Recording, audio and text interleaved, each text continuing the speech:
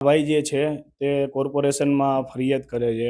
અમારું બાંધકામ ચાલુ હોય ત્યાં ફરિયાદ કરે છે. કોર્પોરેશન દ્વારા આવે છે તો કોર્પોરેશન દ્વારા અમને જાણવા મળે છે કે ભાઈ આ ભાઈએ તમારા વિરુદ્ધમાં ફરિયાદ કરેલી છે બાંધકામ અંગે. એટલે અમે એ ભાઈનો કોન્ટેક્ટ કર્યો કે ભાઈ તમે અમારા બાંધકામમાં ફરિયાદ કરી છે તો શું તકલીફ છે. ત્યારે એ ભાઈ દ્વારા જણાવવામાં આવે છે કે ભાઈ જે હોય એ તમે રૂબરૂ મને સર્કિટ હાઉસ ખાતે મળો. તો સર્કિટ હાઉસ ખાતે અમે મળવા જઈએ છીએ. તો ત્યારે એ ભાઈ દ્વારા કહેવામાં આવે છે કે ભાઈ જો ખરેખર બાંધકામમાં આમ છે, તમારું આ વાંધો છે, આવા તો અનેક જગ્યાએ બાંધકામો ચાલે છે, તો આવું હોય તો તમે આ પતાવવું હોય બરોબર, તો એના માટે હું અરજી લેખિતમાં પાછી ખેંચું તો એના માટે તમે શું દેશો. એટલે અમે પૂછ્યું કે ભાઈ તમે કયો એટલે એ ભાઈ 3 લાખ રૂપિયાની માંગણી કરી છે બરોબર, જેનો વિડીયો પુરાવો પણ અમારી પાસે છે. 3 લાખ રૂપિયાની માંગણી કરી એટલે અમે કીધું કે ભાઈ વિચારીને તમને કહેશું, કેમ કે 3 લાખ રૂપિયા નાની રકમ છે નહીં કે જેથી કરીને કોઈ તમને આપી દે બરોબર. તો એટલા માટે 3 લાખ રૂપિયા એને માંગ્યા એટલે અમે વિચારીને કહેવાનું કીધું. ત્યારબાદ અમે એને બીજી વખત ઉમેર્યો તે દિવસે સાંજે. તો તે દિવસે સાંજે પણ મને સર્કિટ હાઉસે જ બોલાવવામાં આવ્યો.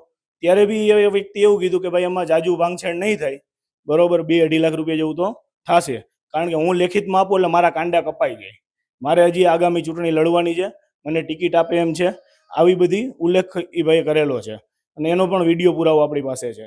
ત્યારબાદ હું એને ત્યારે પણ મેં એવું કીધું ભાઈ અમારે વિચારવું પડશે, આટલી બધી મોટી રકમ અમે આપી શકીએ નહીં. એટલે ત્રીજી વાર હું એને મળું છું. ત્યારે ત્રીજી વખત ભાઈ મેં એને રિક્વેસ્ટ કરી કે ભાઈ તમે આ પૂરું કરો, કારણ કે અમારા મજૂર બેસે છે, રોજ ઉઠીને અમારા હાજરીઓ ચડે છે, બાંધકામમાં અમને પરેશાની જાજી થતી હોય. તો એ ભાઈ કીધું કે ભાઈ નહીં, અત્યારે છેલ્લે તારી પાસે જો 1.25 લાખ રૂપિયા હોય તો મને ફોન કરજે.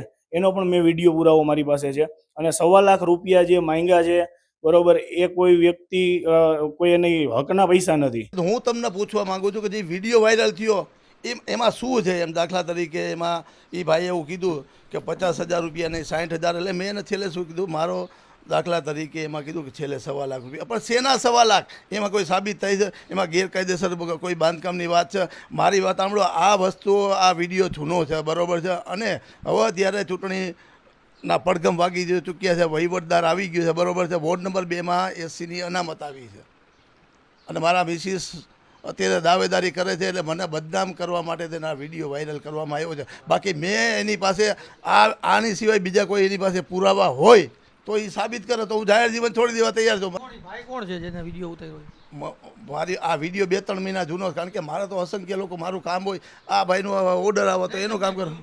વિડીયોમાં કોણ છે? વિડીયોમાં એનો ફોટો જ નથી, મારી પાસે જે વિડીયો છે એનો ફોટો દર્શાવતા નથી કોણ છે શું છે. વિડીયો જૂનો છે. બિલ્ડિંગ મટીરિયલના પૈસા છે, તમે ઓળખતા હોય તો જ તમે પૈસા માંગતા હોય. એમને તો એ ભાઈ જે બીજી વ્યક્તિ આવી હતી, એ ભાઈ પોતે નહોતો આવ્યો, એ વ્યક્તિ ત્રાહિત વ્યક્તિ આવી હતી કે ભાઈ અમારું છે અનિલભાઈ, તો તમે ગમે એમ સેટલમેન્ટ કરાવો, હું તમને ઓળખું છું બરોબર છે, અને એ વિસ્તારનું કે હું કાર્યકર્તા છું, તમારો ભાજપનો કાર્યકર્તા છું. બિલ હતું 1.5 લાખ રૂપિયાનું, મારી વાત સાંભળી લ્યો. હવે એ એવું મને કહે છે કે હું તૂટી ગયો છું. આ વિડીયો છેલ્લે એણે રજૂ કર્યો છે, એના આગળનો પાર્ટ્સ કેમ કાંઈ બતાવ્યો નથી? એ તો એનો બતાવવો જોઈએ ને. આ છેલ્લેના અંશો ખાલી એને બતાવ્યા છે, 50 ને 60 બરોબર છે. ભાઈ એમાં શું વસ્તુ મુકાણી છે, શું એમને અગાઉનું એની આગળનું કંઈક રજૂ તો કરવું જોઈએ. કહો છો કે મને સાંજે, અત્યારે નહીં, સાંજે વોટ્સઅપ કોલ કરજે, એમાં વાત કરશું. હા, એટલે મારી વાત આપણો મારો કાર્યક્રમ હતો તો મારે જવું છે બરોબર, કારણ કે આ લોકો જો તમને મળવા આવે આ પ્રકારે ઓલું કરતા હોય તો માલ આપ્યો તો એને 5 થી 7 વર્ષ પહેલાંનો છે, પછી હવે એની છાપ બજારમાં ખરાબ થઈ ગઈ છે, કોઈ માલ દેતું નથી બરોબર છે. એટલે એ લોકો મારી પાસે કે ભાઈ અનિલભાઈને કયો કે, એટલે મારા હાડા પાઈ ગયો છે, મારી કે મારા બનેવી કહી તો હું દઉં કહી છે. એ કે અગાઉના પૈસા મારા બાકી છે એના હસ્તકના બરોબર છે. એ કે તમે અહીંયા જઈ આવો અને એના પૈસાનું પૂરું કરો એટલે તમને નવો માલ નાખી દે કહે છે.